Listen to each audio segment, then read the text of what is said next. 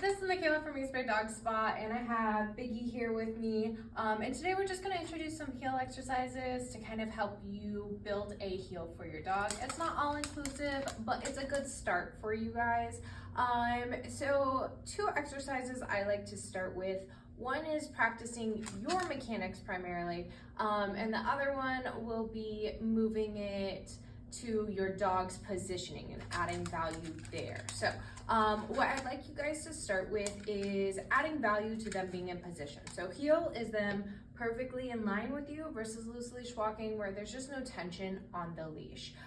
So you're gonna go ahead, I would suggest using a wall so your dog isn't shimmying out, and you're gonna put your dog in a side sit. So big side. I have my clicker over here. If you can see how I'm holding everything, I have my clicker, I have treats ready to go underneath, and then I have my leash kind of wrapped up in here. Even though you can practice without the leash at home, I would suggest going ahead and using it just so you can get used to it and feel confident with it. So once you have your dog in a side sit, you can pay them multiple times to add value, and I just want you to go ahead and take one step forward. You can click and reward them there, and then you'll take one step forward. Click and reward, free. And we're gonna reset once back. And then you're just gonna slowly spread that out. So he's sitting, and I'll take one step, two step, good. And he's being put in a sit every single time because with heeling, we want an auto sit. So I'm going to go ahead and heel. Yep. Notice two things with that. Number one, I am using a release word at the end of it to let him know he's done with the behavior, right? I don't want him to just decide what the end is over here. I want to be the one to tell him. So I use free. And notice my first round, I did not say the word heel. Practice your mechanics before you add the word. I want them to be successful in position before we start adding the word too prematurely.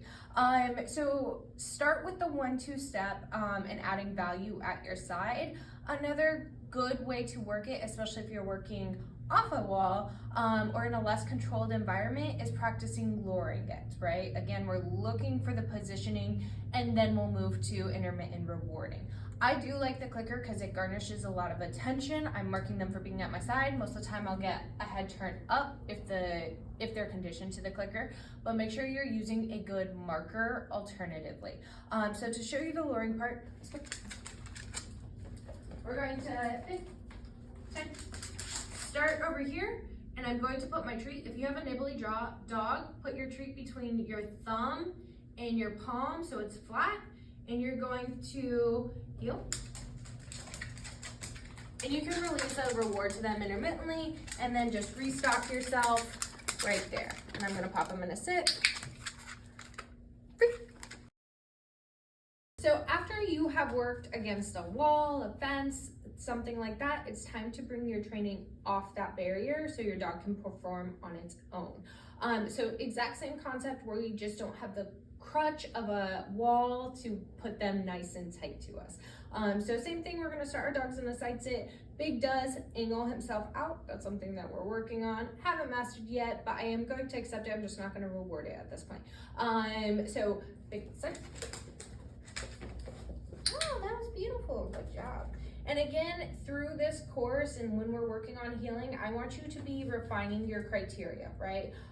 Is it okay that they angle themselves away from you? If it's not, go ahead and readjust them or don't reward them for it. So let me put him back since the upper's down side. Good. And then we're gonna do the same thing. I'm gonna start with luring just to get the position. So I'll say heel.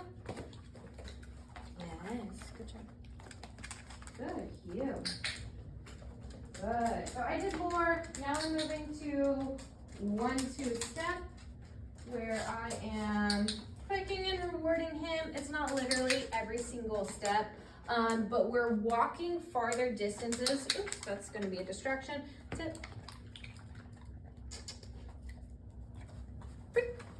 Just now. Remember, as you're working this, to gradually build it up, right? If we're doing great in the house and against a wall, move it to in the house without a wall. If we're doing great there, let's start practicing it outside. Try not to keep your duration or distance super long right now. I don't want you to be trying to heel 5 blocks with your dog if you're just introducing it. Keep it short, successful, and then release them off of the position. Your final product, and we'll see if Big will do it, is going to be putting them in position, and then we'll say, heel. Good boy. Good job. And remember to keep it engaging for them. Even if they're not getting rewards, you can talk to them. You can make it exciting. Good. Oops, sorry. Yes. You're free. Yay, good boy. So that's kind of the basis of the beginning of heel. As we go on, we'll make it more challenging, we'll add more turns, and really elevate it. But right now we're working on the position in the cue along with a release at the end. Don't forget your markers along the way, and let me know if you have any questions.